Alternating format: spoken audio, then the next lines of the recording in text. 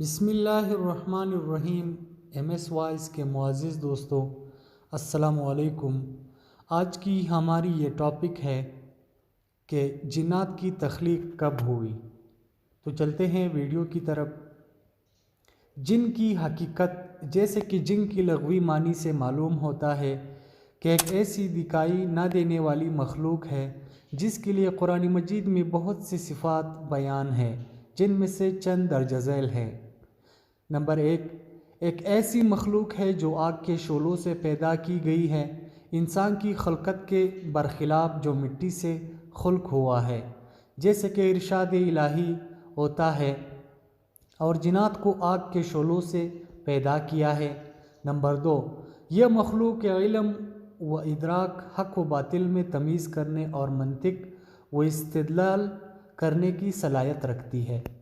سورہ جن کے مختلف آیات میں اس کی مطلب کی طرف اشارہ ہے۔ نمبر 3، جنوں پر تکالیف اور ذمہ داریاں ہیں۔ سورہ جن اور رحمان کی ایک آیات کا مطالعہ کریں۔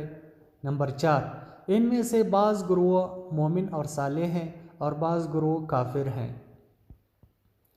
اور ہم میں سے بعض نیک کردار ہیں اور بعض اس کے علاوہ ہے۔ نمبر 5، ان کا بھی قیامت میں حشر و نشر اور حساب و کتاب ہوگا۔ آیات میں فرماتے ہیں، اور نافرمان تو جہنم کے کندے ہو گئے ہیں۔ نمبر 6، جن آسمانوں میں نفوذ کی قدرت رکھتے ہیں اور دوسروں کی باتوں کو سن لیا کرتے تھے، لیکن بعد میں ان کی یہ قدرت سلب کر لی گئی، جیسے کہ ارشاد باری تعالیٰ ہے، اور ہم پہلے بعض مقامات پر بیٹھ کرتے تھے، سن لیا کرتے تھے، لیکن اب کوئی سننا چاہے گا تو اپنے لیے شعلوں کو تیار پائے گا۔ نمبر 7، جن بعض انسانوں سے رابطہ برقرار کر لیتے ہیں اور بعض محدود اسرار سے مطلع ہونے کے بعد انسانوں کو اغوا کر لیتے ہیں۔ اور یہ کہ انسان میں سے کچھ لوگ جنات کے بعض لوگوں کو فنا ڈھونڈتے رہتے ہیں، تو انہیں گرفتاری میں اور اضافہ کر دیا ہے۔ نمبر 8، جنوں کے درمیان بہت سے بہت زیادہ طاقتور ہوتے ہیں، جیسے کہ بعض طاقتور لوگ انسانوں کے درمیان بھی ہوتے ہیں۔ آیات میں فرماتے ہیں، جنات میں سے ایک دیو نے کہا کہ میں اتنی جلدی لے آؤں گا کہ آپ اپنی جگہ سے بھی نہ اٹھیں گے۔ نمبر 9، جن انسانوں کے بعض ضروری کاموں کو انجام دیتے ہیں کی طاقت رکھتے ہیں،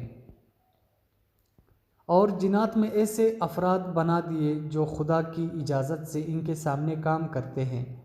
یہ جنات سلیمان علیہ السلام کے لیے جو وہ چاہتے تھے بنا دیتے تھے، جیسے مراحبے، تصویریں اور حوضوں کے برابر پیالے اور بڑی بڑی زمینیں میں گڑی ہوئی دیگیں۔ نمبر 10، زمین پر ان کی خلقت انسانوں کی خلقت سے پہلے ہو چکی تھی، اور جنات کو اس سے پہلے زہریلی آگ سے پیدا کیا۔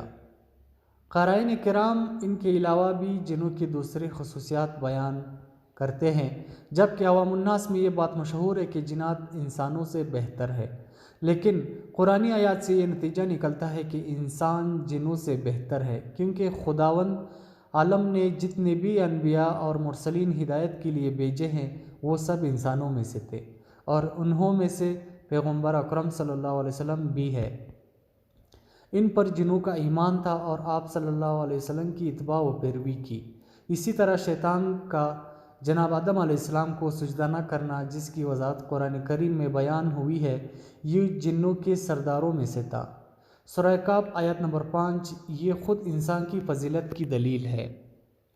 یہاں تک ان چیزوں کے بارے میں بیان ہوا ہے جو قرآن مجید میں اس دکھائی نہ دینے والی مخلوق کے بارے میں بیان ہوا ہے، اور جو ہر طرح کے خرقانی اور غیر علمی مسائل سے خالی ہے، لیکن ہم جانتے ہیں کہ جاہل عوام الناس نے جنوں کے سلسلے میں بہت سے خرافات گڑھ لیے ہیں جو عقل و منطق سے دور ہے، اور اسی وجہ سے اس موجودوں کا ایک خرقانی اور غیر منطقی چہرہ پیش کیا گیا ہے۔ جس وقت لفظ جن زبان پر جاری کیا جاتا ہے تو اس کے سلسلے میں چند خرقانی چیزیں بھی ذہن میں آتی ہے۔ من جملہ عجیب و غریب اور وحشتناک شکل و صورت، زمدار اور سمدار موجود، آزار اور اذیت پہنچانے والے، حسد و کینہ رکھنے والے اور برا سلوک کرنے والے وغیرہ وغیرہ۔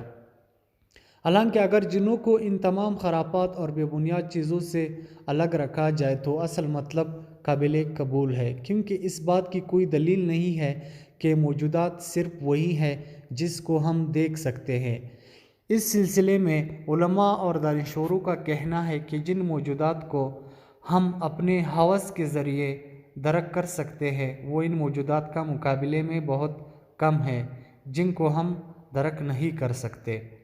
ادھر چند سال پہلے تک کہ جب ذرا بینی موجودات کشف نہیں ہوئی تھی، کسی کو یہ یقین نہیں ہوتا تھا کہ ایک قطرہ پانی یا ایک قطرہ خون میں ہزاروں زندہ موجودات پائے جاتے ہیں جن کو انسان دیکھنے سے قاصر ہیں، اور اسی طرح دانشوروں کا کہنا ہے کہ ہماری آنکھیں محدود رنگوں کو دیکھ سکتی ہیں اور ہمارے کان صرف محدود آواز کو سن سکتی ہے، جبکہ ہم جن رنگ اور آواز کو دیکھتے ہیں یا سنتے ہیں اس سے کہیں زیادہ ہے اور ہمارے دائرہ ادراک سے باہر ہیں۔